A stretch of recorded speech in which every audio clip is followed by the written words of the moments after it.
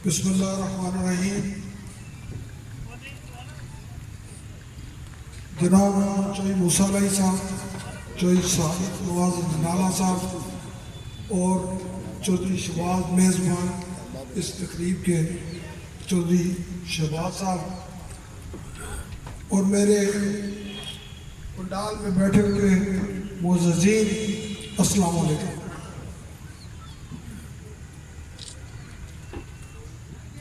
मैं छोटी जी गुजारिश करांगा। मैं सर कुछ लोग इतने बैठे ने मैं जानते भी होंगे। मैं 99 तो लैके 2013 तक मुस्लिम लीग नून विच रहा। ये सारे उसले नवे नवे ही दे विच आए और मेरे नाल दफ्तर गुलियाना रोड से उत्थे ही पूरा जिला उत्थे ही बैठता सी, उत्थे ही सारे करते। इन्हों अगर छड़िया तो किसी लालच तो नहीं, असूलों से जदों इन्हें बेअसूलियां शुरू की तो इन्हों छड़ दिता।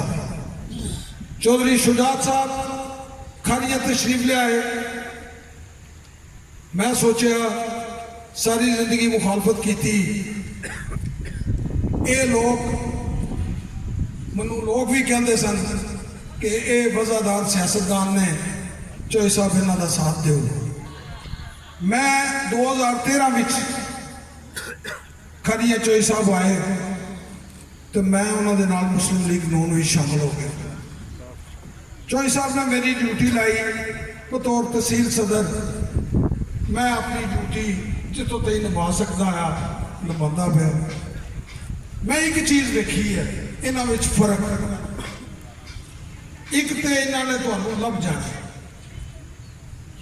और जो लाहौर वाले ने उन्होंने घर अगे 10 फाटक लगे ने, उन्होंने को नहीं जे लुभना और उन्हें इत्थे दी आवाम का कोई नहीं सोचना। यह ईमानदारी की गल जे ये इन्होंने चौधरी सोचना।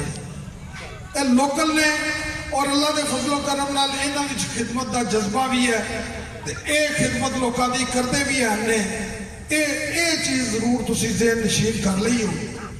ये सियासतदान जे ये बस वक्त दे नाल ने, मौसम दे नाल ने एड़े आए तो टुर गए।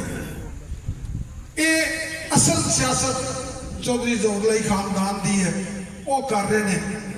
मैं इत्थे जिहड़ा खारिया दफ्तर बनाया उस दफ्तर दे विच ईमानदारी नाल तुहानूं मैं दस दियां तो इत्थे बंदे गवाह भी ने, स्टेज ते भी बैठे ने मेरे भाई। उत्थे सिर्फ आवाम की खिदमत होती रही, ना किसी नाल धोखा होया, ना किसी की जमीन ते कब्जा होया, ना किसी नाल कोई ज्यादती हुई। इत्थे तो तुसीं देख लो कि इत्थे होंदा की है। इन्हां चीज़ों को जरूर सोचो कि जिन्हों असीं चुनन जा रहे हैं वो कैसा बंदा है। ये चौधरी जिहड़े ने इन्हां चीज़ों तो आरी ने, इन्हां चीज़ों तो इन्हों कोई लगाव नहीं। ये तुहाडी खिदमत वास्ते आए हैं। मेहरबानी करो चौधरी मूसा अलैहि साहब की भरपूर मदद करो, तामन करो। इंशाअल्लाह उम्मीद है कि तुहानूं मायूस नहीं करेंगे।